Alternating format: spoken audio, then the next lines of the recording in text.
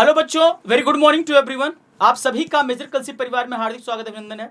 मैं अभिषेक द्विवेदी और मेरे साथ हैं रीजनिंग और अर्थमेटिक की फैकल्टी प्रियंका मैम। हम दोनों लोगों ने रागा का पेपर आप सबके लिए बनाया है और ये पेपर है प्रीवियस ईयर के एयरफोर्स के जो एग्जाम है उस पर बेस्ड, और लगभग अगर मैं बात करता हूं तो डिक्टो ऐसा ही क्वेश्चन आपको फेस करने को मिलेगा। 22 क्वेश्चंस मैम लेकर के आई हैं रीजनिंग और अर्थमेटिक का, और उसके अंतर्गत जनरल अवेयरनेस का क्वेश्चन 8 क्वेश्चंस मैं लेकर के आया हूं। अब आप अपना बिल्कुल भी समय बर्बाद बिना किए हुए मेजर कलसी परिवार के साथ जो ये एसोसिएशन स्टार्ट हुआ है कंटिन्यूअसली मॉडल पेपर्स का और डे बाय डे, उसके साथ आप जुड़े और जितना जल्दी आप एसोसिएट हो पाएंगे मेजर कलसी परिवार से, उतना ही आपका जो एयरफोर्स अग्निवीर पेपर स्टार्ट है ऑनवर्ड्स 24 जुलाई से, उसमें बेहतर आप परफॉर्म कर पाएंगे। तो मैम कुछ कहना चाहेंगे बच्चों को टिप्स? सर बिल्कुल, जैसा कि आपकी प्रिपरेशन इस समय एकदम पीक पे होनी चाहिए और साथ ही साथ आपने चाहे जहां से पढ़ाओ लेकिन मॉडल पेपर आप जरूर फॉलो करते रहें, क्योंकि मॉडल पेपर फॉलो करने से ही आपको एग्जाम सेट और पैटर्न के बारे में पता चलेगा और आप एग्जाम ओरिएंटेड प्रिपरेशन आप साथ ही साथ कर पाएंगे। तो हमारे मॉडल पेपर को जरूर फॉलो करें और आइए चलिए मॉडल पेपर स्टार्ट करते हैं। जो पहली बार बच्चे जुड़े हुए हैं, एसोसिएट हुए हैं, उनको मैं ये बता देना चाहता हूँ, रागा के अंतर्गत टोटल नंबर ऑफ क्वेश्चंस 30 आते हैं। 22 क्वेश्चंस होते हैं रीजनिंग और अर्थमेटिक के। RAGA means reasoning, arithmetic and general awareness. तो रागा का जो पूरा कंबाइंड सिलेबस है उसके अंतर्गत 30 क्वेश्चंस होते हैं। ये भी जानकारी के लिए आपके लिए सफिशिएंट है, और आप day by day current affair की जो वीडियोस आती हैं उसको भी देखें और कंटिन्यूअसली जो हमारे एक्सपर्ट फैकल्टीज के द्वारा एडवाइस दी जाती है उसको फॉलो करें। तो मैं बेहतर तरीके से कहता हूं कि आप इस बार के एग्जाम को क्रैक कर जाएंगे। जय हिंद, जय भारत, जय हिंद। इंडियन आर्म फोर्सेस जिसे ज्वाइन करने के लिए लाखों लड़के और लड़कियां NDA, CDS, CAPF, AFCAT, MNS, air force XNY, navy SSR and artificial apprentice, Indian coast guard और आर्मी सोल्जर जैसे कई दूसरे परीक्षा में हर साल भाग लेते हैं, बट मात्र कुछ ही सफल हो पाते हैं। इसका प्रमुख कारण है सही ढंग से आपकी तैयारी का ना होना। मेजर कलसी क्लासेस के साथ आपको मिलता है तैयारी का पूरा मौका। जुड़िए हमारे ऑफलाइन क्लासरूम प्रोग्राम से, जहां आपको मिलेंगे one of the best teacher India के, जो आपको देंगे बेहतरीन guidance. Best book defence oriented, जो केवल डिफेंस के लिए प्लान करके आपके कॉम्पिटिशन्स के लिए प्रिपेयर की गई हैं। आपको फिट रखने के लिए बेहतरीन फिजिकल ट्रेनिंग सेशन, जहां आप अपनी फिटनेस को अप टू द मार्क कर सकते हैं। डाउट काउंटर फैसिलिटी, जहां अपने अंदर किसी भी तरह की कमी हो, इंडिविजुअल कोई भी प्रॉब्लम हो, बिना हेजिटेट हुए एक एक समस्या का बेहतर निवारण ले सकते हैं आप डाउट काउंटर फैसिलिटीज के माध्यम से। स्पेशल करंट अफेयर सेशन और मंथली यूनिट टेस्ट, और इसके साथ साथ हर महीने आपको मौका मिलेगा ऑल इंडिया मॉक टेस्ट के भी माध्यम से, जहां आप अंडरस्टैंड कर पाएंगे कि आखिर इस एग्जाम के रियल ग्राउंड पे आप कहां स्टैंड करते हैं और कैसे खुद पे आपको काम करके बेहतर करके आने वाले आगामी एग्जाम में अपनी सफलता को 100% सुनिश्चित करना है। तो आज ही एडमिशन लीजिए और पाइए 2000 का कैशबैक। अधिक जानकारी के लिए कॉल करें 9696330033 पर, या फिर विजिट करें www.majorkalsiclasses.com पर। तो डिफेंस में जाना अब होगा आसान, क्योंकि MKC में पढ़ेगा तभी फौजी बनेगा इंडिया। जय हिंद, जय भारत। जय Hind everyone, welcome to major Kalsi classes. My name is Priyanka Singh, faculty of arithmetic and reasoning, और आज मैं आपके सामने फिर से लेके आई हूँ आपके रागा का मॉडल पेपर, यानी कि आपका जो पेपर आने वाला है XY ग्रुप का,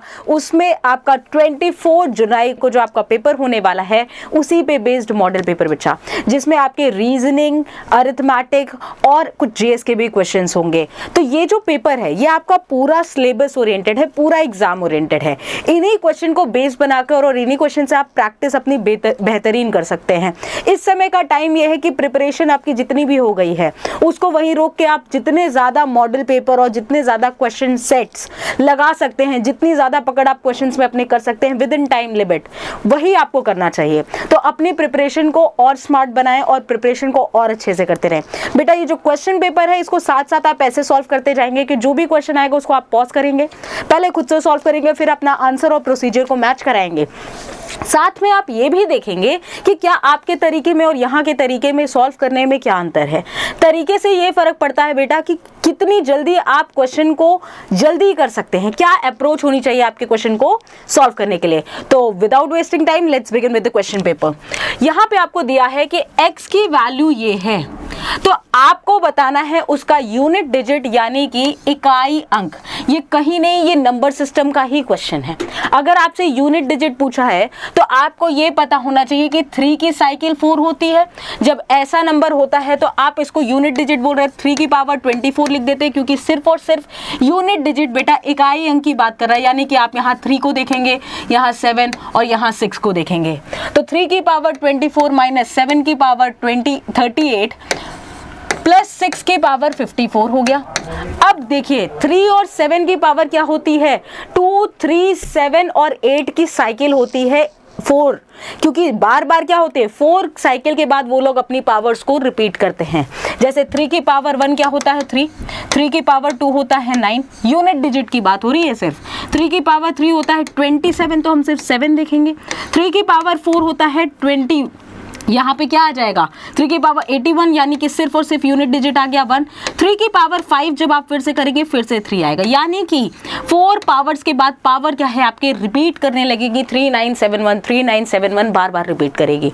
तो इसलिए हम क्या करते हैं, इसके पावर को 4 से डिवाइड करते हैं। और अगर रिमाइंडर 1, 2, 3, 4 कुछ भी आता है तो उसी के अकॉर्डिंग आप उसका रिजल्ट लिखते हैं। बट 4 रिमाइंडर तो आ नहीं सकता, 4 आएगा या तो 0 आएगा। अगर 4 आएगा, 4 की जगह अगर 0 रिमाइंडर आ रहा है, यानी कि आपको 3 की पावर 4 को ही लिखना होता है। Is that clear? तो 3 की पावर 24 4 से पूरा डिवाइड हो जाएगा, तो रिमाइंडर कितना आया 0, और 0 रिमाइंडर यानी 3 की पावर 4 वाला ही आपको लिखना है। 3 की पावर 4 में आपकी यूनिट डिजिट क्या है 1, आप चुपचाप 1 लिख दीजिए। Is that clear? यहाँ पे 7 की भी साइकिल, किसकी साइकिल 4 होती है, 2, 3, 7 और 8 की साइकिल 4 होती है यूनिट डिजिट में, ये आपको पता होना चाहिए। तो 7 की पावर 38 को जब हम 4 से डिवाइड करेंगे तो यहाँ क्या रिमाइंडर बचेगा, 2 बचेगा, क्योंकि 36 पूरा कट जाएगा, यानी 7 की पावर 2 कितना होता है 49। तो यूनिट डिजिट कितना आया 9 आया। और प्लस 6 की कितनी भी पावर हो वो हमेशा 6 ही रहता है। Is that clear? 6 की कोई भी पावर आप कर दीजिए, क्योंकि 6 1 जा 6, 6 2 जा 6 6 जा 36, फिर आप 6 मल्टीप्लाई करेंगे तो 216 आएगा, यानी फिर से यूनिट डिजिट 6 आ रही है। तो बार बार क्या 6 ही आएगा, इसका मतलब हमने लिख दिया। इसको जब हम सॉल्व करेंगे तो ये क्या होगा 7 माइनस 9 प्लस 6 प्लस 1 माइनस 9, यानी 7 माइनस 9। अब 7 में से तो माइनस 9 हो नहीं सकता, तो हम इस तरह के क्वेश्चन को कैसे करते हैं, जैसे आपको लिखना है 17 माइनस 9, तो आप क्या करते हैं, यहाँ पे अगर लिखा हुआ है लेट्स सपोज आपके सामने लिखा है 237 माइनस 319, तो आप क्या करते हैं 7 में से तो 9 को माइनस कर नहीं सकते, तो आप यहाँ से एक कैरी लेते हैं, इसको 17 बनाते हैं और फिर 17 में से 9 माइनस करके रिजल्ट लिखते हैं 8।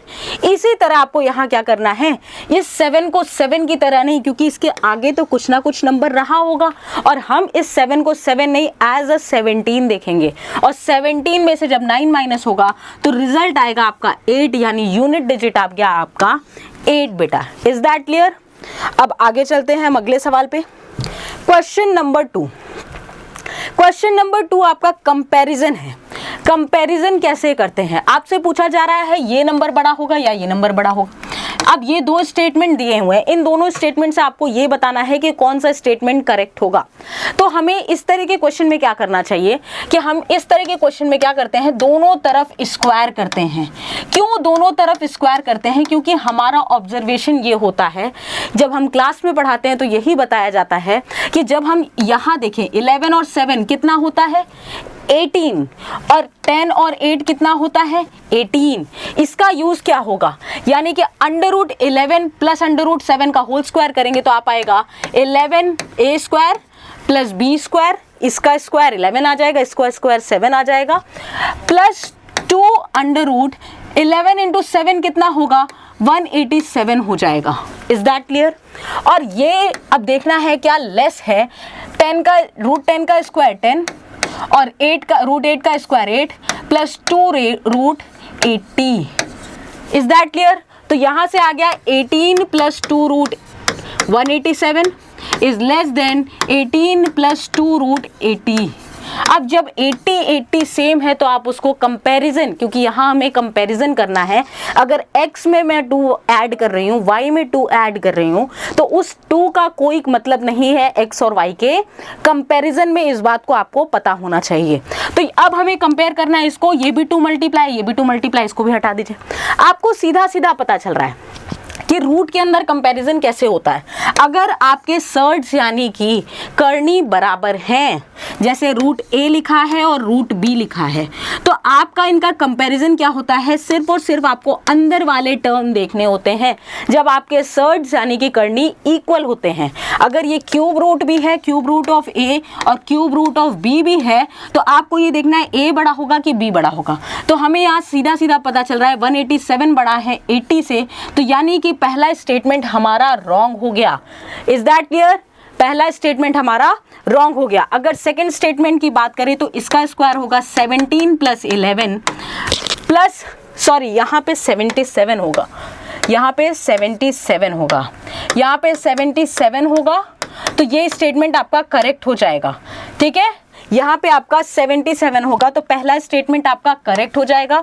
दूसरा स्टेटमेंट हम जब देखेंगे तो यहाँ पे 17 रूट 17 का स्क्वायर 17, रूट 11 का स्क्वायर 11 प्लस 2 अंडर रूट 187 हो जाएगा। क्या ये ग्रेटर है a square plus b square plus 2 under root 13 into 15 होता है आपका 195। इससे कंपैरिजन करना है, तो ये भी 18, ये भी 18, इसको कैंसिल कर दीजिए, ये 2 से 2 कैंसिल हो गया। क्या ये 187 बड़ा है 195 से? बिल्कुल भी नहीं, ये स्टेटमेंट आपका गलत हो गया, यानी only statement 1 is correct, statement 2 is incorrect. Is that clear? Comparison कैसे करते हैं, आप डायरेक्टली स्क्वायर करके उनके कंपैरिजन को देख सकते हैं। आगे चलते हैं, क्वेश्चन नंबर 3। क्वेश्चन नंबर 3 में बोला है, परसेंटेज का क्वेश्चन है, सिंपल सा। परसेंटेज के क्वेश्चन में क्या बोला है कि एक परीक्षा में उत्तीर्ण होने के लिए 40% अंक अनिवार्य है। कितने प्रतिशत चाहिए आपको अंक? 40% अंक चाहिए। और एक प्रतियोगी को 220 अंक प्राप्त हुए बेटा, और वह 20 अंकों से फेल हो गया। आपका मतलब कि अगर किसी बच्चे को 220 अंक मिले हैं और अगर उसको 20 अंक और मिल जाते तो वो पास हो जाता, और पास होने के लिए चाहिए कितने प्रतिशत? 40%। तो उसके पास कितने अंक है? 220, तो उसके पास अंक है ही है। अगर उसको 20 अंक और मिल जाते तो वो पास हो जाता, है ना, वो पास हो जाता। और पास होने के लिए कितना चाहिए? 40% चाहिए। क्या ये दोनों मान बराबर होना चाहिए? यानी 40% का मान क्या 240 होना चाहिए। 40% का मान कितना होना चाहिए? 240 होना चाहिए। 40% का मतलब कितना? टोटल मार्क्स का 240। Is that clear? तो यहाँ से आप 100% निकाल लेंगे, क्योंकि मैक्सिमम मार्क्स कितना होता है? 100। तो 240 बाय 40% यानी 1% का मान आएगा, और इंटू 100 कर देंगे तो हम 100% का मान आ जाएगा। यहाँ से कितना आया? 6, यानी कि आंसर आया आपका 600 which is option number C. Is that clear? तो मैक्सिमम मार्क्स कितना रहा होगा पेपर का? 600। आगे चलते हैं अगले क्वेश्चन की तरफ। अगला क्वेश्चन आपका फ्रैक्शन का एलसीएम एचसीएफ है। फ्रैक्शन में एलसीएम एचसीएफ कैसे निकालते हैं देख लीजिए आप। एलसीएम अगर निकालना है हमें भिन्न का, एलसीएम का, तो ऊपर वाले का लेते हैं एलसीएम, नीचे वाले का लेते हैं एचसीएफ। और यही अगर बात कर रहे हैं हम एचसीएफ की, तो ऊपर वाले का लेते हैं एचसीएफ और नीचे वाले का लेते हैं एलसीएम। और यहाँ क्या बात कर रहा है? एचसीएफ लेने के लिए। एचसीएफ किसका? एचसीएफ लेना है आपको। ऊपर न्यूमरेटर में क्या क्या, अंश में क्या क्या लिखा है? 2, 4 और 6। और आपको एलसीएम लेना पड़ेगा जो भी डिनोमिनेटर यानी कि हर में लिखा हुआ है आपका 3, 5 और 7। ऊपर वाले का आपका एचसीएफ क्या आएगा? 2 आएगा। क्या 2 सबको डिवाइड कर देगा? यानी ऊपर एचसीएफ आया सबका 2 और नीचे एलसीएम कुछ भी कॉमन नहीं है। इसका मतलब तीनों का मल्टीप्लिकेशन 7 5 35 और 35 इंटू 3 105, यानी 2/105। That is option number B is the correct answer. Is that clear? अगले सवाल की तरफ चलते हैं। क्वेश्चन नंबर 5 हमारा। क्वेश्चन नंबर 5 क्या कह रहा है? ये मेंसुरेशन का क्वेश्चन है। मेंसुरेशन आपके सिलेबस में डायरेक्टली मेंशन है कि मेंसुरेशन 2D और 3D आपके पेपर में आता ही आता है, ठीक है। नंबर सिस्टम आपके पेपर में, रेशियो आपके पेपर में, एलसीएम एचसीएफ आपके पेपर में डायरेक्टली मेंशन है, इसलिए आप उन टॉपिक्स को छोड़ नहीं सकते। जो भी टॉपिक आपके सिलेबस में डायरेक्टली मेंशन है उसमें आपके कमांड बहुत अच्छे से होनी चाहिए। Is that clear? तो यहाँ पे क्या हुआ, आपसे पूछा जा रहा है the area of the largest circle that can be drawn inside a square of side 28 centimetre. 28 centimetre भुजा वाले वर्ग के अंदर खींचे गए बड़े से बड़े वृत्त का क्षेत्रफल आपको बताना है, ठीक है। एक 28 सेंटीमीटर का हम सबसे पहले वर्ग ले लेते हैं, यानी स्क्वायर। इसमें सबसे बड़ा सर्कल हम क्या ड्रॉ कर सकते हैं? क्या इसमें सबसे बड़ा सर्कल हम ऐसा ही ड्रॉ कर सकते हैं? Right, clear? अब ये जो सबसे बड़ा सर्कल है इसका सेंटर भी बीच में होगा। अगर हम इसको ज्वाइन करेंगे तो ये कुछ और नहीं, अगर ये साइड 28 है तो ये भी तो 28 ही होगा। इसका मतलब आपके इसकी त्रिज्या यानी कि रेडियस आपकी कितनी हो गई?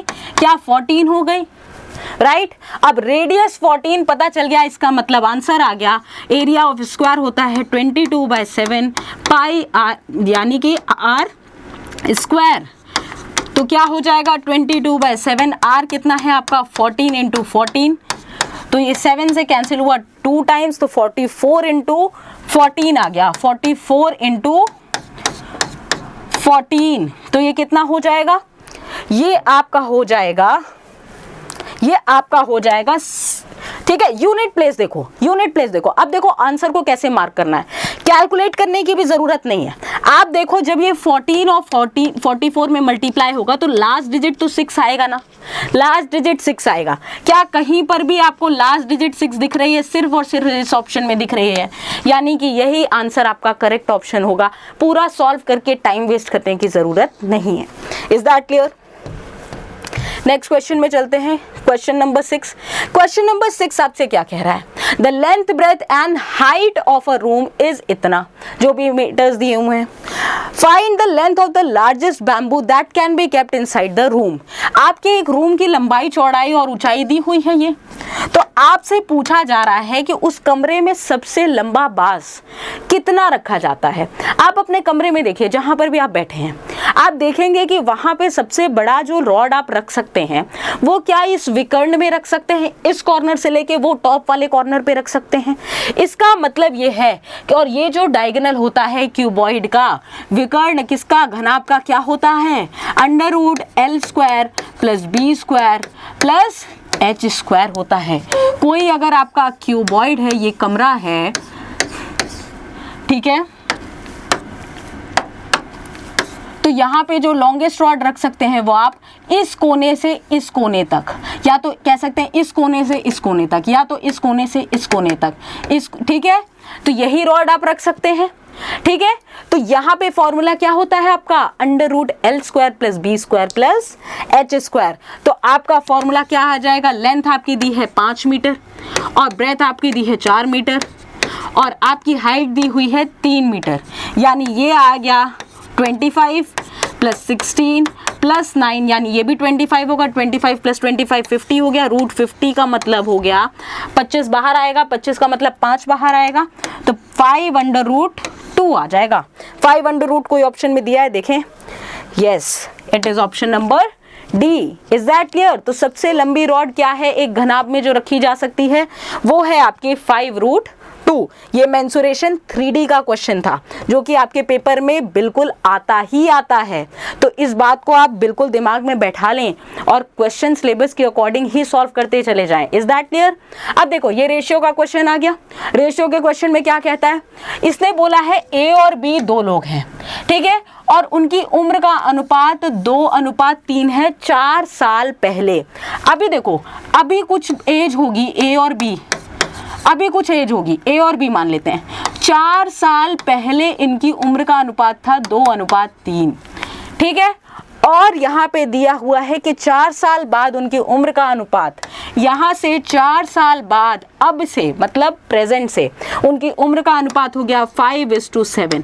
क्या इस सवाल में 4 साल पहले और 4 साल बाद दिख रहा है आपको, यानी दोनों अनुपातों, दोनों उम्र के अनुपात में आपको गैप कितना मिलेगा बच्चा? 8 साल का गैप मिलेगा। तो क्वेश्चन आप कैसे सॉल्व करेंगे, ध्यान से देखिए।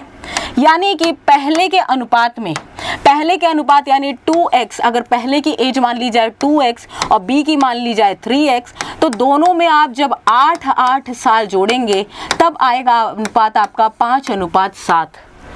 मेरी बात समझ में आई? क्योंकि दोनों के अनुपात में अंतर कितना है? 8 साल का है। Is that clear? इस इक्वेशन को सॉल्व करेंगे तो क्या आएगा? 14x plus 56 is equals to 15x plus 40। तो ये इधर गया, ये इधर आया, तो ये कितना आ गया? 16। x का मान आ गया आपका 16। तो x का मान 16 आ गया तो 4 साल पहले की उम्र हमारी निकल जाएगी। 2 का मान आ गया आपका 32 और 3 का मान आ गया 2x और 3x। 3x का वैल्यू आ गई आपकी 48। बट अभी की एज पूछी है, देयर प्रेजेंट एज पूछी है। तो प्रेजेंट एज क्या है? दोनों में 4 साल जोड़ना पड़ेगा तभी तो अभी की उम्र आएगी। तो कितना हो गया? ए आपका 36 ईयर का होगा और बी आपका 52 ईयर का होगा। मेरी बात समझ में आई? एक बार जल्दी से फिर से देखो क्या हुआ है। 4 साल अभी आपकी, हमारे और आपकी उम्र का अनुपात 4 साल पहले का दिया है, फिर 4 साल बाद का अनुपात दिया है। इसका मतलब कि बीच में कितना गैप हो गया? 8 साल का गैप हो गया। तो पहले के अनुपात में अगर मैं आपका 8 साल जोड़ दूं तो नया अनुपात आ जाएगा। तो वही हमने किया है, पहले के अनुपात में 8 साल जोड़ा तो हमारा नया अनुपात आ गया। जैसे ही x की वैल्यू आई यानी कि 4 साल पहले की एज आ गई, तो प्रेजेंट एज निकालने के लिए हमें 4 उसमें क्या करना पड़ेगा बेटा? जोड़ना पड़ेगा। ठीक है, क्वेश्चन नंबर 8 देखते हैं। क्वेश्चन नंबर 8 आपको क्या दिया हुआ है? यहाँ पे दिया हुआ है sec theta plus tan theta. Trigonometry का क्वेश्चन है, आ जाता है ट्रिग्नोमेट्री का क्वेश्चन। क्या दिया हुआ है यहाँ पे? Sec theta plus tan theta upon sec theta minus tan theta is equals to 5/3। आप इसमें क्रॉस मल्टीप्लाई करके आंसर निकाल सकते हैं। आप इसको कंपोनेंडो और डिविडेंडो लगा सकते हैं। आप इसमें डायरेक्टली भी लिख सकते हैं, जैसे हम देखते हैं ना कि a/b अगर लिखा हुआ है 5/3, इसका मतलब a 5 हो जाता है, b 3 हो जाता है। इसका मतलब sec theta plus tan theta 5 है और sec theta minus tan theta 3 है। ऐसे भी क्वेश्चन को सॉल्व कर सकते हैं। हम क्रॉस मल्टीप्लाई कर लेते हैं, 2 second. Sec theta 3 sec theta plus 3 tan theta is equals to 5 sec theta minus 5 tan theta. ये हो गया। टैन थीटा इधर आया तो 8 टैन थीटा हो जाएगा और ये सेक थीटा उधर गया तो कितना हो जाएगा? 2 सेक थीटा हो जाएगा। यानी कि आपका sec theta plus tan theta upon tan theta की वैल्यू आ गई 4, है ना। टैन थीटा इधर गया, ये 2 इधर डिवाइड हुआ तो 4 हो गया। सेक थीटा क्या होता है? 1 अपॉन कॉस थीटा और साइन थीटा होता है साइन अपॉन कॉस, लेकिन ये उल्टा हो जाएगा जब ऊपर जाएगा, यानी cos theta upon sine theta हो जाएगा इज इक्वल्स टू 4। ये कैंसिल हो गया। हमसे वैल्यू पूछी गई है साइन थीटा की, यानी 1/साइन थीटा अगर आपका 4 है तो साइन थीटा क्या हो जाएगा? साइन थीटा हो जाएगा आपका 1/4 विच is option number A. Is that clear?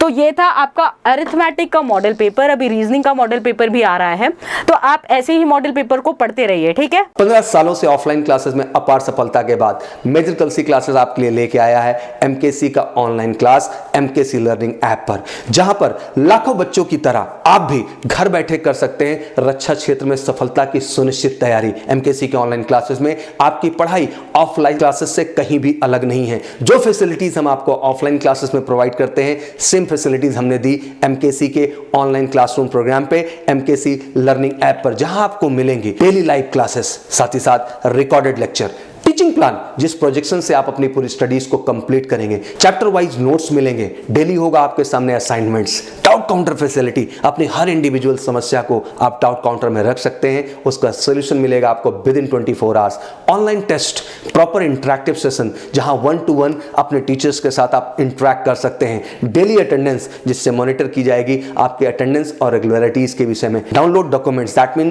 कुछ डॉक्यूमेंट्स को डाउनलोड्स करने का भी अधिकार आपको होगा, डेली करंट अफेयर की क्लासेस चलेंगी और सारे के सारे एग्जाम ओरिएंटेड टिप्स मिलेंगे। तो फिर इंतजार किस बात का है? फटाफट उठिए, तेजी के साथ डाउनलोड डाउनलोड करिए गूगल प्ले स्टोर से MKC लर्निंग ऐप का और बढ़ाइए अपना कदम रक्षा क्षेत्र की ओर। Wish you all good luck. जय हिंद, जय भारत। जय हिंद एवरीवन। अब जा रहे हैं हम लोग रीजनिंग का पेपर सॉल्व करने। रीजनिंग जहां पे उसका वेटेज काफी ज्यादा है आपके रागा के पेपर में, जहां पे कम से कम आपके 14 to 15 क्वेश्चन का average on an average questions आपके रीजनिंग के आते हैं। तो आइए पेपर सॉल्व करते हैं। पहला क्वेश्चन आपके कोडिंग एंड डिकोडिंग का, जहां पे आपको दिया है कि अगर डांसर्स को हम इस लैंग्वेज में लिख सकते हैं तो आपको बताना है कि राइट को हम कैसे लिखते हैं। अगर हम डांस की बात करें, डांस को अगर हम कोड करें D4 A1 N14 C3 E5, right, और अगर हम GXQ ZH को भी कोड कर ले तो हमें यहाँ मिलेगा G7 है, X 24 होता है, Q 17 होता है, Z 26 होता है और H 8 होता है। तो यहाँ हमारा ऑब्जर्वेशन ये होगा कि यहाँ पे क्या हुआ है, +3 हुआ है, एंड देन यहाँ पे -3 हुआ है, फिर यहाँ पे +3 हुआ है, फिर यहाँ -3 एंड अगेन +3 हुआ है, यानी +3 -3 +3 -3 +3 -3 हुआ है। अब अगर हम इस ऑप्शन को देखें, इस क्वेश्चन को देखें, तो अगर हम फर्स्ट ऑप्शन से सॉल्व करना शुरू करेंगे तो हमारे लिए ये प्रॉब्लम आएगी कि यहाँ पे 3 ऑप्शन सेम है और यहाँ से हमें आंसर तक अप्रोच करने में टाइम लग जाएगा। तो हम यहाँ पे अल्टीमेटली करेंगे क्या, हम यहाँ पे देखते हैं +3 -3 +3 -3 +3, यानी T वाले में क्या +3 होगा। तो T +3, T की पोजीशन होती है 20 और 20 + 3 होती है 20 + 3 होता है 23 और 23 पोजीशन होता है आपका W का, जो कि ऑप्शन सिर्फ और सिर्फ एक है। Is that clear. Last position में आपको +3 करना है, यहाँ पे आपने कितना किया है +3 और लास्ट पोजीशन में हमने +3 किया, तो सिर्फ और सिर्फ W एक ही ऑप्शन में है, यानी सीधा हमारा आंसर मिल गया ऑप्शन नंबर A। क्या मेरी बात क्लियर हो गई। हम इस तरह आंसर्स को जल्दी अप्रोच करके निकाल सकते हैं। अगले सवाल की तरफ चलते हैं। क्वेश्चन नंबर 2 आपका डिक्शनरी का है। अब अगर आप शब्दकोश की बात करें तो शब्दकोश डिक्शनरी आपके सिलेबस में, रागा के सिलेबस में डायरेक्टली मेंशन है, तो it is one of the important chapter, right. अब यहाँ पे क्या बोला है, इंपॉर्टेंट टॉपिक, इसमें आपको बताना है कि कौन सा अक्षर आपका अंतिम आता है, ठीक है, चारों में से कौन सा आपका अक्षर सबसे अंत में आता है। तो हम क्या चेक करेंगे, हमने ये देखा कि यहाँ पे MINI यहाँ सेम है, MINI यहाँ सेम है, MINI यहाँ सेम है, और इन सब में MINI सेम है। तो अगर हम फिफ्थ लेटर को देखें तो फिफ्थ लेटर यहाँ पे S है, यहाँ M है, फिर S है, फिर A है। तो सबसे पहले इंग्लिश अल्फ़ाबेट में A आता है। आपको इतना पता होना चाहिए कि डिक्शनरी जब भी हम सॉल्व करते हैं तो हमें ये फ़र्क नहीं पड़ता यहाँ पे वर्ड्स क्या लिखे हैं, हमें इंग्लिश अल्फ़ाबेट के अकॉर्डिंग बस उनको सीरियली अरेंज करना होता है। तो A सबसे पहले आता है और उसके बाद आएगा M। अब S में 2 चीजें हैं, तो सबसे पहले क्या आएगा, T आएगा कि U आएगा। तो T तीसरे पे आएगा, 4 पे आएगा आपका U वाला, यानी ऑप्शन नंबर A आपका करेक्ट होगा। डिक्शनरी, वर्ड फॉर्मेशन, और सबसे ज्यादा इंपॉर्टेंट क्या, वर्ड फॉर्मेशन का मतलब एक वर्ड दिया होता है और फिर 4 नीचे ऑप्शंस दिए होते हैं, जहां पे लिखा होता है इनमें से कौन सा वर्ड बन पाएगा या इनमें से कौन सा वर्ड नहीं बन पाएगा। तो यहां से एकदम फ्री के नंबर मिलते हैं बच्चों, तो इसलिए ये क्वेश्चंस आपको बिल्कुल भी गलत करके नहीं आने हैं। अगले सवाल की तरफ चलते हैं। क्वेश्चन नंबर 3 आपका। क्वेश्चन नंबर 3 देखिए, एक नंबर की सीरीज दी हुई है, ठीक है। नंबर सीरीज को हम कैसे सॉल्व करेंगे, जब आपके सामने लिखा हुआ है 3, 4, 10 और 33, तो हमारा ऑब्जर्वेशन क्या होना चाहिए। अगर आप बड़े नंबर्स को देखें तो यहाँ पे क्या हो रहा है, ध्यान से देखिए, 10 के बाद 33 लिखा है, क्या लगभग उसके 3 गुना के आसपास है, राइट, क्या उसके 3 गुना के आसपास है। यहाँ देखिए, क्या इसमें इंटू 3 + 3 किया है, और सेम लॉजिक हम इसमें करें तो क्या इसके डबल के आसपास है। तो क्या ये इंटू 2 + 2 किया है, और क्या ये इंटू 1 + 1 किया है, यानी नेक्स्ट टर्म आना चाहिए आपका इंटू 4 + 4। अब देखो यूनिट डिजिट सबकी डिफरेंट है, तो यहाँ पे जैसे ही आप 33 × 4 करेंगे तो ये 12 आएगा, यानी कि 2, और ये मतलब 132 तो आएगा ही आएगा। हम आंसर तक जल्दी करीब कैसे पहुंच सकते थे, हमें पता था यहाँ यूनिट डिजिट 2 आएगा और यहाँ लास्ट में 4 ऐड होगा, तो यानी 6 ही आएगा। यूनिट प्लेस में 6 के अलावा और कुछ नहीं आ सकता, विच इज ऑप्शन नंबर C। तो हम डायरेक्टली आंसर को सॉल्व कर सकते थे। Is that clear. अगले सवाल की तरफ चलते हैं। Question number 4। क्वेश्चन नंबर 4 आपका एनालॉजी का क्वेश्चन है, जहां पे आपको बोलता है कि अगर आपका वर्ड इलिटरेसी, निरक्षरता, ये आपका टीचिंग से रिलेटेड है, ठीक है, तो आपको ये बताना है डिजीज यानी कि रोग किससे रिलेटेड है। एक बात बताओ, ये जो आपकी इलिटरेसी होती है, ठीक है, ठीक है, जहां पे साक्षरता नहीं होती है। तो आप ये बताएं कि उसको आप खत्म कैसे कर सकते हैं, किसी को पढ़ा के, टीचिंग के थ्रू आप ये चीजों को खत्म कर सकते हैं। तो आप एक बात बताएं, रोग को कौन खत्म कर सकता है, रोग किससे खत्म हो सकता है? अब आप यहां देखें, टीचिंग दिया है बच्चा, यहां पे शिक्षण दिया है। शिक्षण यानी कोई पर्सन का नाम नहीं दिया है। अगर कोई यहां पे डॉक्टर आंसर मार्क करेगा तो वो आंसर गलत हो जाएगा, क्योंकि डॉक्टर तो प्रिस्क्रिप्शन देता है, डॉक्टर बताता है कि कैसे ये दवा या मर्ज कैसे खत्म होगा, लेकिन मेन मर्ज को खत्म कौन करता है? आपकी मेडिसिन यानी कि दवाई। Is that clear? तो यहाँ पे अगर किसी थिंग का नाम है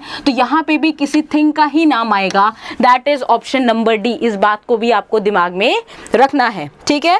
अगले सवाल को देखते हैं। क्वेश्चन नंबर 5 अगर हम देखें तो ये ऑड वन आउट का क्वेश्चन है। ये क्वेश्चन भी देखे जाते हैं। ऑड वन आउट के क्वेश्चन में यहाँ पे दिया हुआ है कि इन चारों ऑप्शन में से एक आपको हटाना है। नी, शोल्डर, पाम और एल्बो, यानी घुटना, कंधा, हथेली और कोहनी। अगर आप देखें, घुटना ये क्या बेंड करता है, वहां से आपकी बेंडिंग होती है। आपका शोल्डर, शोल्डर भी आपका बेंड करता है, राइट। पाम, पाम मतलब होता है बच्चा हथेली। क्या हथेली बेंड करती है? हथेली मेन ये पाम ये तो नहीं मुड़ता है, राइट। और यहाँ जो है आपके एल्बो, एल्बो मतलब ये कोहनी, इसका मतलब ये है ये सब जॉइंट्स हैं, आपके बेसिक जॉइंट्स हैं, और बाकी आपका जो पाम है वो जॉइंट नहीं है। इसका मतलब option number C will be your answer. Is that clear? अगले सवाल की तरफ चलते हैं। Question number 6। क्वेश्चन नंबर 6, अब ये अरेंजमेंट के क्वेश्चन है। ये क्वेश्चन आपके सीधा सीधा आपका टॉलर, यंगर और हेल्दीएस्ट या जो भी है, इस टाइप के क्वेश्चन आपके सिलेबस में डायरेक्ट लिखा हुआ है। तो यहाँ से क्वेश्चन आने की एक उम्मीद है। यहाँ पे क्या लिखा हुआ है कि अरुण इज, अच्छा ये ब्लड रिलेशन का क्वेश्चन है बच्चा। ब्लड रिलेशन, ह्यूमन रिलेशन नाम से आपके सिलेबस में मेंशन है, ठीक है। तो ह्यूमन रिलेशन का मतलब ब्लड रिलेशन है, तो ब्लड रिलेशन को आपको ध्यान से देना है। क्या लिखा हुआ है? अरुण जो है वो प्रीति का बेटा है, यानी प्रीति को हमने लिख दिया ऊपर और अरुण को लिख दिया नीचे, ठीक है। प्रीति का बेटा है। राम जो है वो प्रीति का भाई है, यानी एक ही जनरेशन में, राम को यहां लिख दिया। अब उसके बाद बोला है इसने, Nita's daughter name is Reema, यानी कि नीता की भी रीमा नामक पुत्री है। तो आपकी ये जो नीता है, नीता की भी बेटी कौन है? रीमा। लेकिन ना तो हमें नीता पता है ना तो हमें रीमा पता है, अभी हमने इस लाइन को ड्रॉप कर दिया, ठीक है। फिर यहाँ लिखा है नीता इज राम सिस्टर। अब नीता के बारे में पता है, नीता राम की सिस्टर, यानी यहीं पर कहीं नीता आ गई। और नीता की बेटी कौन थी? यहाँ पे रीमा थी बेटा, ठीक है। रीमा थी नीता की बेटी, यानी अब हमने सबको ड्रॉ कर दिया। और सवाल में आपसे पूछा है how is Arun related to Reema, यानी अरुण का रीमा से संबंध क्या है। हमेशा कंफ्यूज नहीं होना है। अरुण का जिसके आगे का लगा होता है उसी के बारे में पूछ रहा होता है, जो भी पहले आता है। यानी अरुण के बारे में पूछा गया है तो अरुण रीमा का क्या लगेगा भाई? कजन ही तो लगेगा, कजन यानी कि मौसी का बेटा, क्योंकि ये नीता और प्रीति भी आपकी दोनों बहनें हो जाएंगी, ठीक है। क्योंकि प्रीति का भाई राम है और राम की बहन कौन है? नीता है। इसका मतलब ये क्या हो जाएंगे? Cousins. Is that clear? Cousins और सिबलिंग्स में अंतर होता है बेटा। सिबलिंग्स जो होते हैं वो सगे भाई बहन होते हैं, और कजन जो होता है वो आपके भाई का मतलब आपके बुआ का बेटा हो सकता है, मौसी का बेटा हो सकता है। तो उन सबको आप क्या बोलते हैं? कजिन्स बोलते हैं। अब एक आपका डायरेक्शन एंड डिस्टेंस का क्वेश्चन दिया है। क्वेश्चन क्या दिया हुआ है? अ door of a building is towards north, ठीक है। एक मकान का दरवाजा उत्तर की ओर है। अब एक बात बताएं, मकान का दरवाजा उत्तर की ओर है तो क्या हमें ये कंसीडर करना चाहिए या फिर हमें ये कंसीडर करना चाहिए? मकान का दरवाजा उत्तर की ओर है बच्चा। यहाँ पे ये बात ध्यान देने लायक है कि जो दरवाजा है वो मकान के रिस्पेक्ट में उत्तर की ओर है, हमारे रिस्पेक्ट में उत्तर की ओर नहीं है। हम उत्तर की ओर दरवाजे को नहीं देख रहे, वो मकान जहाँ पे है वहां से दरवाजा उत्तर की ओर है। तो ये वाला डायग्राम सही होगा और ये वाला आपका गलत हो जाएगा। अब बोला है कि वहां पे जैसे ही आप अंदर जाते हैं तो दाएं हाथ पर एक कमरा है, अंदर गए, अगर हम इस डायरेक्शन में अंदर गए तो हमारा दाहिना हाथ ये वाला होगा, यानी यहाँ पे आपका एक कमरा है। और जैसे ही आप कमरे के अंदर एंटर करते हैं तो वहां पे लेफ्ट हैंड साइड पे क्या है?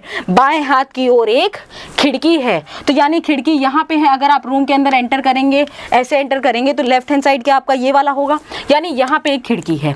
अब बोला है कि अगर खिड़की की ओर मुंह करके खड़ा है कोई, तो आपको बताना है कि वो दिशा में, किस दिशा में देख रहा होगा। तो खिड़की की ओर अगर मुंह करके खड़ा होगा तो कोई इस दिशा में मुंह करके खड़ा होगा, तो ये डायरेक्शन क्या होती है बेटा, ये डायरेक्शन होती है साउथ। ठीक है, बोला गया था सवाल में, फिर से ध्यान से देखो, सवाल में बोला गया है कि एक मकान का दरवाजा उत्तर की ओर है। दरवाजा उत्तर की ओर कहने का मतलब है कि घर के रिस्पेक्ट में दरवाजा उत्तर की ओर है, बना दिया हमने। मकान में घुसने पे दाएं हाथ पर एक कमरा है, मकान के अंदर घुसोगे तब दाएं हाथ पे क्या है तुम्हारे, एक कमरा है। अब कमरे में घुसने पर बाएं हाथ की ओर खिड़की है, कमरे में जैसे ही घुसोगे वैसे ही बाएं हाथ पे खिड़की, यानी इधर खिड़की है। यदि मैं खिड़की की ओर मुंह करके खड़ा हूं तो किस दिशा की ओर मेरा मुंह करके खड़ा हूं, ठीक है, तो वो किस दिशा की तरफ देख रहा है, क्या वो साउथ यानी दक्षिण दिशा की ओर देख रहा है, साउथ, यानी option number B will be the correct answer. Is that clear? Question number 8 आपको दिया गया है, ओपन डाइस। ओपन डाइस, ठीक है, यानी खुला पासा। अब देखिए, डाइस आपके सिलेबस में डायरेक्टली मेंशन नहीं है, लेकिन जहां पे बच्चा, वहां पे आपका लिखा है non verbal reasoning. Non verbal reasoning में सब कुछ इंक्लूड हो सकता है।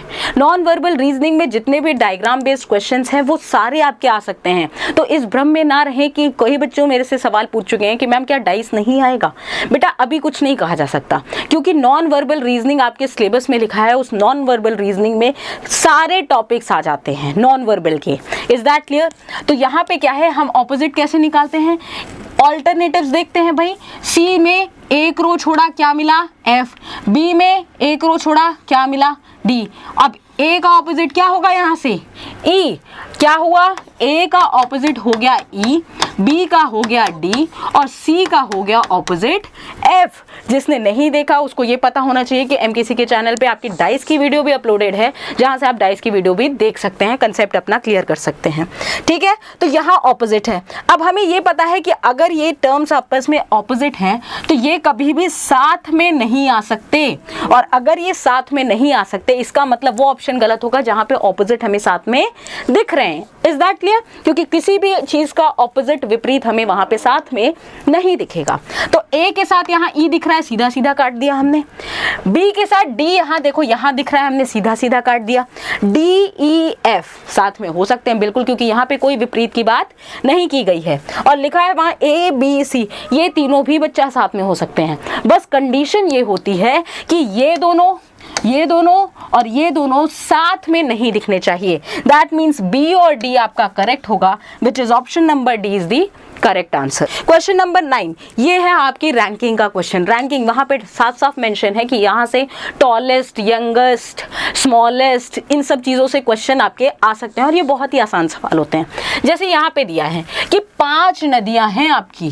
5 नदियाँ कौन सी है, A B C D E, और A B C D E तक है। तो ए जो है वो क्या है बच्चा, ए बी से छोटा है, ठीक है। ए को बी से हम छोटा बना देते हैं, बट लॉन्गर देन ई, लेकिन ई से लंबा है। तो ए कौन है, ई से लंबा है बेटा, यहां बना दिया हमने।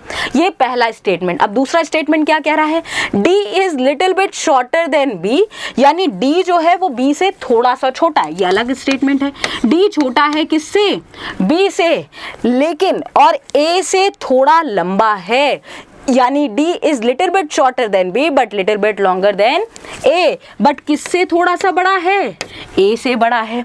अब यहाँ पे हमने एक लाइन स्किप कर दी है जहाँ लिखा हुआ है C सबसे लंबी है, यानी सबसे लंबी कौन सी है, C है। अगर हम इन दोनों इक्वेशन को मिला दें तो हमें पता चल जाता है कि क्या D यहाँ A और B के बीच में बैठेगा, यानी E सबसे छोटा, उससे बड़ा A, उससे बड़ा D, उससे बड़ा B, और सबसे बड़ा है C। यहाँ सब पूछा गया है सबसे छोटी नदी कौन सी है। सबसे छोटी नदी कौन सी है भाई, यहाँ पे E दिख रहा है आपको भाई, सबसे छोटी नदी कौन सी है यहाँ पे, E। इसका मतलब option number D will be your correct answer. Is that clear? Question number 10 आपका फिगर काउंटिंग का क्वेश्चन है। फिगर काउंटिंग के क्वेश्चन, अब यहाँ पे आपको कैसे काउंट करने होते हैं ट्राइंगल। अगर ये हमारा ट्राइंगल, यहाँ पे नंबर ऑफ ट्राइंगल पता करने हैं तो 3 ट्राइंगल बनेंगे, 1 2 and then this bigger triangle is 3। और अगर इस डायग्राम में हमें पता करने नंबर ऑफ ट्राइंगल्स कितने हैं, तो यहाँ पे बनते हैं, देखो ट्रिक क्या होती है, 1 और 2 ट्राइंगल बने यानी 1 + 2 = 3 ट्राइंगल हो गए। यहाँ पे कितना है 1, 2 और 3 यानी 1 + 2 + 3 कितना हो गया 6 ट्राइंगल बनेगा। Is that clear? इसी तरह हम चाहे जितने स्ट्रेंथ बढ़ा देंगे तो हम क्या करेंगे, बस बेस में देखेंगे कितने ट्राइंगल्स बन रहे हैं। तो यहाँ पे कितने ट्राइंगल बनते जाएंगे, 1 + 2 + 3 6 हो गया, एक और बढ़ जाएगा तो 1 + 2 + 3 + 4 यानी कि 10 आ जाएगा। ठीक है, तो हम सबसे पहले इस बेस से देखेंगे, इस बेस से कितने ट्राइंगल बन रहे हैं 1, 2, 3 यानी कि 6 ट्राइंगल बन रहे हैं। अब इसको मैंने छुपा दिया तो इस बेस से भी 6 ट्राइंगल बन रहे हैं, इन दोनों को छुपा दिया तो इस बेस से भी 6 ट्राइंगल बन रहे हैं। आप इस तरह के फिगर में क्या करते हैं, जब ये बेस 6 ट्राइंगल देगी तो इस तरह के बेस कितनी दिख रही है आपको 3 यानी 6 × 3 total number of triangles will be बेटा 18। Is that clear? नीचे वाली बेस से 6 मिला और सिमिलर डायग्राम है भाई, इसको अगर मैंने छुपा दिया तो इस डायग्राम से भी आपको 6 मिलेगा क्योंकि क्या है 1, 2 एंड 3। ठीक है, और फिर अगर हमने इसको छुपा दिया तो कितना मिलेगा 1, 2 एंड 3। Is that clear? तो कितने नंबर ऑफ ट्राइंगल्स आ गए आपके, यहाँ पे नंबर ऑफ ट्राइंगल्स आपके आ गए 18। Is that clear? Direct question हो गया। क्वेश्चन नंबर 11 देखो, ये पेपर फोल्डिंग का क्वेश्चन है, बहुत ही आसान सवाल। पेपर फोल्डिंग का क्वेश्चन कुछ नहीं बस आपका मिरर इमेज से बड़ी ही आसानी से सॉल्व हो जाता है। जैसे आपने क्या किया, इस पेपर को इधर फोल्ड किया, फिर इसको ऊपर फोल्ड किया। अब आप क्या करेंगे, Z से X की ओर बच्चा रिवर्स ऑर्डर में आएंगे ताकि आपकी इमेज क्या हो, आसानी से फॉर्म होती जाए। अब लास्टली आपने इसके अराउंड फोल्ड किया था यानी इसी को आप मिरर की तरह ट्रीट करेंगे। अब जब इसकी इमेज नीचे बनेगी तो क्या ऐसी ही बनेगी, राइट? ऐसी ही बनेगी, यानी ये ऑप्शन तो हो ही नहीं सकता, ये ऑप्शन हो ही नहीं सकता और ये ऑप्शन हो ही नहीं सकता, सीधा सीधा बी मिल गया। लेकिन फिर भी चलो हम सॉल्व कर लेते हैं। ठीक है, अब क्या होगा, यहाँ पे डी लिखा हुआ है, यहाँ पे डी लिखा हुआ है, इस मिरर के, अब ये इसके अराउंड तुमने फोल्ड किया है, इसको मिरर की तरह हम ट्रीट करेंगे। तो यहाँ पे क्या होगा, इसकी इमेज इधर बनेगी यानी ये स्ट्रेट लाइन इधर होगी और डी इधर साइड बनेगा, ये स्ट्रेट लाइन इधर, डी इधर। होता क्या है बेटा, मिरर से जो चीज़ जितने करीब होती है उतनी ही करीब इमेज बनाती है। यानी ये स्ट्रेट लाइन जो मिरर के है जितने करीब है उतने ही करीब यहाँ पे स्ट्रेट लाइन होगी और ये सर्कल पार्ट दूर पे होगा।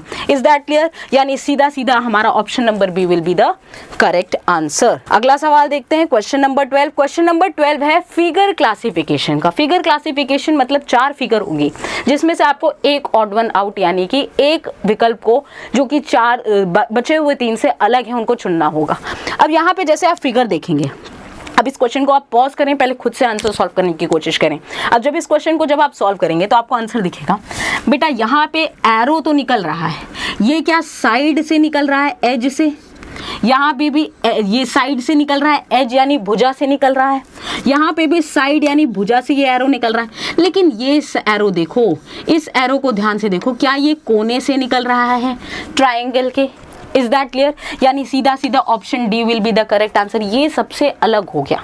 मेरी बात समझ में आई? ऐसे आपको ऑब्जर्वेशन करनी पड़ेगी। ठीक है, अगले सवाल की तरफ चलते हैं। इस फिगर का फिगर एनालॉगी, बच्चा फिगर एनालॉगी आपके सिलेबस में डायरेक्टली मेंशन है, इसलिए आपको यहाँ पर भी बहुत जोर देना है। ठीक है, यहाँ पे क्या है बच्चा, अगर इन दोनों फिगर्स को हम देखें तो हुआ क्या है, ये जो सर्कल है ये आगे, अगर ये जिस तरीके से इससे रिलेटेड है उसी तरीके से ये डायग्राम भी आपका यहाँ पे रिलेटेड होगा। तो ये इससे कैसे रिलेटेड है, यहाँ पे हमें एक सर्कल दिख रहा है, ब्लैंक सर्कल, तो वो सर्कल बड़ा हो गया है और ये जो ट्राइंगल है आपका, ये आपका रिवर्स होके यहाँ पे फिट हो गया इसी ट्राइंगल सर्कल के अंदर।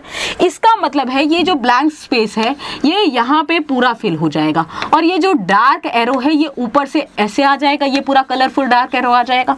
यानी ऐसा ऑप्शन कौन सा दिख रहा है, हमें डी ऑप्शन दिख रहा है सीधा सीधा, तो हमारा आंसर आ गया। क्वेश्चन नंबर 14 बच्चा ये कह रहा है मैथमेटिकल ऑपरेशन, जो भी आपके सिलेबस में स्ट्रिक्टली मेंशन है। सिलेक्टिव क्वेश्चन, सिलेक्टिव टॉपिक, आप टॉपिक वाइज टॉपिक चीज़ों को पढ़ते जाएं, आपका कन्फाइंड सिलेबस है, पक्का आपका स्कोर अच्छा आएगा। बट आपको ये पता होना चाहिए आपको पढ़ना कहाँ से और कितना पढ़ना है और कहाँ से मेहनत करके क्वेश्चन या मार्क्स को अपने उठाने हैं। Is that clear? अब इसको देखते हैं। अगर प्लस का मतलब डिवाइड है, मल्टीप्लाई का मतलब ये है जो भी डायरेक्शन दी हुई है, आप इस तरह की क्वेश्चन में सीधा सॉल्व करना शुरू करो। 8 लिखा हुआ है, प्लस को रिप्लेस किया है डिवाइड से, लगा दो डिवाइड 4। मल्टीप्लाई की जगह क्या लगाया है, माइनस, लगा दो माइनस 6 फिर आ गया, और फिर डिवाइड की जगह क्या आ गया, मल्टीप्लाई, और 3 फिर माइनस की जगह आ गया प्लस, यानी कि 4 आ गया। अब इस क्वेश्चन को आप बोर्ड मास के रूल से हमेशा सॉल्व करेंगे। इसी तरह में से गलती कर देते हैं, हमेशा बोर्ड मास को दिमाग में रखेंगे। बोर्ड मास का नियम क्या कहता है? BODMAS, यानी bracket of division, multiplication, addition और सब्ट्रैक्शन। तो सबसे पहले यहाँ पे ब्रैकेट और ऑफ तो हमें दिख नहीं रहा, तो सबसे पहले क्या आएगा? डिवीजन आएगा। डिवाइड किया, 8 को 4 से डिवाइड किया तो बचा 2 माइनस, फिर मल्टीप्लिकेशन सॉल्व करो तो 6 3 कितना होता है बच्चा? चलो लिख लो पहले, 2 माइनस मल्टीप्लाई सॉल्व किया तो 18 आया प्लस 4, और 4 और 2 पॉजिटिव है यानी 6 हो गए, यानी 6 माइनस 18 आपका रिजल्ट कितना आया? -12। That is option number A is the correct answer. तो ये आपके सारे आपके 14 क्वेश्चंस थे रीजनिंग के, जो कि आपके पूरा एग्जाम पैटर्न बेस्ड थे, जो भी सिलेबस ओरिएंटेड था। देखो बच्चा, आपको जो पढ़ाई करनी है वो एकदम मार्क्स ओरिएंटेड पेपर करना है, क्योंकि अब समय बहुत कम बचा है। मॉडल पेपर को एकदम आप ध्यान में रखें, मॉडल पेपर से प्रैक्टिस करते रहें। जितने ज़्यादा आप नंबर पेपर को क्वेश्चन करते जाएंगे, आप कम से कम कोशिश करिए कि डेली आप एक पेपर बिना सॉल्व किए सोए नहीं, ठीक है? क्वेश्चन जितनी चीज़ें अब तैयारी आपने कर ली हो उसको पक्का करने का मौका आ रहा है, ठीक है? हम नॉर्मल अपने इंस्टीट्यूट पर संडे को संडे आपका अग्निवीर का वैसे भी टेस्ट होता जा रहा है, और 24 को अब ज़्यादा दिन बचे नहीं हैं, तो आप अपनी तैयारी को एकदम बूस्ट अप कर लीजिए और मॉडल पेपर को फॉलो करते रहिए, और इसी को बेस बनाकर आप घर पे भी प्रैक्टिस करते रहिए, क्वेश्चंस को लगातार प्रैक्टिस करते रहिए। सिलेबस को ध्यान में रखिए, सिलेबस का प्रिंट आउट निकाल के अपने टेबल पे चिपका लीजिए और टिक करते जाइए जो जो सिलेबस आपका कंप्लीट होता जा रहा है, ठीक है? मॉडल पेपर को जरूर फॉलो करिए और चीजों को और पढ़ते रहिए। जय हिंद एंड टेक केयर। वो कहते हैं ना कि हर योद्धा का सबसे ज्यादा भरोसा उसकी तलवार पर होता है, क्योंकि उसकी बदौलत ही वो हर युद्ध को जीतता है या फिर हारता है। ठीक वैसे ही आपकी तलवार है आपकी किताबें, जो आपका करियर बनाती हैं और आपके ड्रीम्स को पूरा करती हैं। इसलिए मेजर कलसी क्लासेस लेकर आया है रक्षा क्षेत्र की सभी परीक्षा की तैयारी के लिए एमकेसी पब्लिकेशन की तरफ से one of the best defence preparation book, क्योंकि एमकेसी पब्लिकेशन केवल बनाता है डिफेंस ओरिएंटेड बुक 15 साल के बेहतरीन अनुभव के आधार पर। साथ ही हिंदी और इंग्लिश दोनों ही भाषा में आप इन बुक्स को प्राप्त कर सकते हैं, जहां पर आपको मिलेंगे complete explanation, chapter wise complete theory, साथ ही साथ चैप्टर वाइज सब topic analysis with proper example, और साथ ही साथ बेहतरीन कलेक्शन सब टॉपिक वाइज क्वेश्चंस को आपको मिलेंगे, और बेहतरीन मिसलेनियस और प्रीवियस ईयर का कलेक्शन, जिसके माध्यम से आप ज्यादा से ज्यादा सब टॉपिक वाइज क्वेश्चंस की और मिसलेनियस और प्रीवियस ईयर की क्वेश्चंस की प्रैक्टिस करके ये रियलाइज कर पाए कि वाकई में एग्जाम का स्टैंडर्ड क्या है और कैसे खुद को बेहतर करके मेहनत करके अपनी सफलता को 100% सुनिश्चित करना है। तो आज ही ऑर्डर करिए अपनी तैयारी के लिए और डिफेंस में निश्चित सफलता के लिए dlp.majorkalsiclasses.com पर, या फिर आप कॉल भी कर सकते हैं 9696330033 पर, और यही होगा माध्यम जिससे आप पाएंगे रक्षा क्षेत्र में निश्चित रूप से सफलता। तो कीजिए अपनी सफलता की बुलंदी की शुरुआत एमकेसी पब्लिकेशन की बुक के साथ। तो wish you all good luck. जय हिंद, जय Bharat. A very good morning to everyone, your most welcome at the major Kalsi classes. आप सभी का मेजर कलसी परिवार में हार्दिक स्वागत अभिनंदन है। मैं अभिषेक द्विवेदी आप सभी का हार्दिक स्वागत अभिनंदन करता हूं। हम लोग अग्निवीर का मॉडल पेपर आपके लिए लेकर के आए हैं, और ये मॉडल पेपर बहुत ही बेहतरीन और जबरदस्त होने वाला है। पेन और पेपर लेकर के बैठिएगा, देख लेगा टोटल नंबर ऑफ क्वेश्चंस में आप कितने क्वेश्चंस को अटेम्प्ट कर पाते हैं। लाइए स्टार्ट करते हैं अपना ये कारवां। तो पहला प्रश्न बहुत बेहतर है, ऐसे प्रश्न आपको, और ये जो मॉडल पेपर है ना प्रीवियस ईयर पे बेस्ड है, ऐसे ही प्रश्न डिक्टो प्रीवियस ईयर में आए हुए हैं, ठीक है? मेमोरी बेस्ड क्वेश्चंस आपके लिए लेकर के आया हूं। Who established the central Hindu college at Banaras in 1898 1898 में, which was later converted as a Banaras Hindu university BHU by Madan Mohan Malviya in the year of 1916। अब आपको यहां पे हिंदी में भी इस प्रश्न को देख लें आप, तो वो थी श्रीमती एनी बेसेंट। तो राइट आंसर क्या होगा? Shrimati Annie Besant. और अगर एनी बेसेंट की बात करी जाए तो यहां से क्वेश्चन एक और बन सकता है, first woman who became the president of INC। तो कौन थी बेटा? Annie Besant. First woman who became the president of INC as Indian woman. तो अगर बात करी जाए तो सरोजिनी नायडू। यहां तक क्लियर है? तो ऐसे प्रश्न आपको अमूमन एग्जाम्स में देखने को मिल सकते हैं। First Muslim person who became the president of INC बात करी जाए, ऐसा भी क्वेश्चन पूछा जा सकता है, ठीक है? Badruddin Tayyab ji. First European president of INC George Yule. तो first Parsi community president of INC तो कौन थे? दादा भाई नौरोजी। ठीक है, तो ऐसे क्वेश्चंस, नंबर ऑफ क्वेश्चंस आपको देखने को मिल सकते हैं। गोपाल कृष्ण गोखले यही महात्मा गांधी के राजनैतिक गुरु भी थे।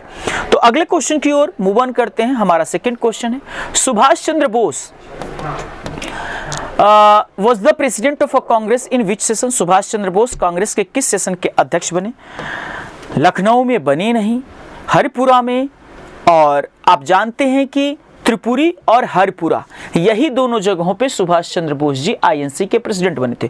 तो यहाँ पे ऑप्शंस है हरिपुरा। हरिपुरा कब हुआ था? 1938 में सेशन। और त्रिपुरी कब हुआ था? 1939 में, जिसमें पट्टाभी सीतारामैया को इन्होंने बहुत बुरी तरीके से हरा दिया था। बाद में रेस्ट ऑफ टाइम पीरियड के लिए जो है डॉक्टर राजेंद्र प्रसाद को जो है त्रिपुरी अधिवेशन का प्रेसिडेंट बनाया गया था। तो ये भी इंपॉर्टेंट है काफी। ठीक है, चल आगे की ओर मूव ऑन करते हैं, अगले क्वेश्चन की ओर। तो who had ended abolished the Sati custom through the legislation? तो लॉर्ड विलियम बेंटिंग 1829 में, 1829 में लॉर्ड विलियम बेंटिंग के द्वारा इसे समाप्त कर दिया गया। चल अगले क्वेश्चन की ओर मूव ऑन करते हैं। अगला क्वेश्चन देखेंगे, person who was the chief minister of a state for the longest time period?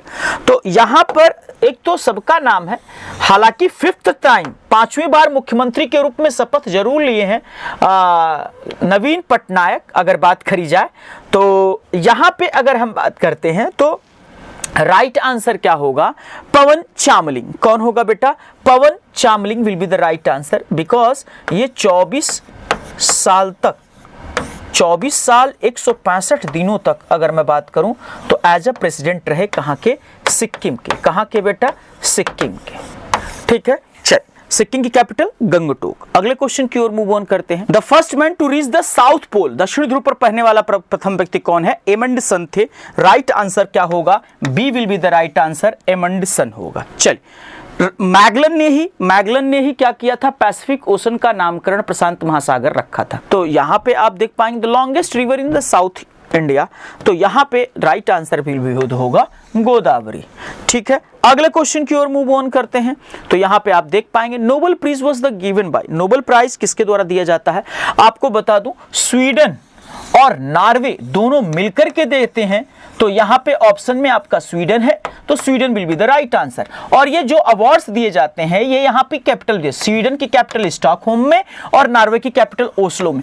Oslo में सिर्फ पीस का नोबेल पुरस्कार दिया जाता है, शांति पुरस्कार दिया जाता है, और किसी का नहीं दिया जाता। रेस्ट ऑफ जो अवार्ड्स है फिजिक्स के क्षेत्र में, केमिस्ट्री के क्षेत्र में, मेडिकल साइंस के क्षेत्र में और लिटरेचर के क्षेत्र में वो स्वीडन के द्वारा दिए जाते हैं। चल आगे बात करते हैं, अगले क्वेश्चन की ओर मूव ऑन करते हैं। When the world population day celebrated, अगर बात करी जाए इसकी तो 11 जुलाई को। कब मनाया जाता है बेटा? 11 जुलाई को। और ये कहा गया है यूएन सेक्रेटरी के द्वारा कि 2023 तक चाइना को बीट कर देगा जनसंख्या के मामले में भारत। वर्ल्ड वाइड अगर ग्लोबली देखेंगे तो अभी चाइना टॉप पे है, सेकंड नंबर पे है इंडिया, थर्ड नंबर पे है यूएसए। क्लियर है? तो इस तरीके से ये रहा हमारा अग्निवीर पेपर, और इसके क्वेश्चंस मैच करिएगा कितने क्वेश्चंस आपने सही कर पाए। फिर अगले पेपर के साथ मुलाकात होगी नए टॉपिक्स के साथ। तब तक के लिए थैंक यू सो मच। जय हिंद, जय भारत।